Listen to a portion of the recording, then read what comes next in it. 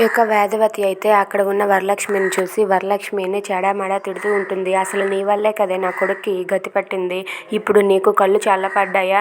అసలు ఎందుకే మాకు ఇలా శనిలా దాపరించావు అని చెప్పి వరలక్ష్మిని చెడామడా తిడుతూ ఉంటుంది. అది విని వరలక్ష్మి అయితే ఏమీ అనకుండా మౌనంగా ఉండి ఏడుస్తూ ఉంటుంది. ఇదంతా చూస్తున్న వైష్ణవి అయితే అసలు వరలక్ష్మి ఆంటీని నాన్నమ్మ ఎందుకు ఇలా తిడుతుంది?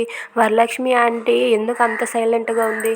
ఏం జరుగుతుంది ఇక్కడ? అసలు వరలక్ష్మి ఆంటీకి మాకు ఉన్న సంబంధం ఏంటి అని చెప్పి వైష్ణవి అనుకుంటూ ఉంటుంది.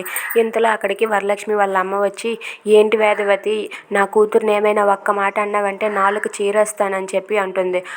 నీ కూతురు వల్లే కదా ఇప్పుడు నా కొడుక్కి ఈ గతి పట్టిందని చెప్పి వేదవతి అంటూ ఉంటుంది. నోర్ముయ్, నా కూతురు మౌనంగా ఉండబట్టే మీరు ఇంతవరకు ఇలా సాగుతున్నారు. లేదంటే నా కూతురు ప్లేస్లో ఇంకొకరుంటే ఈ పాటికి మీరు రచ్చబండ ఎక్కేవారు.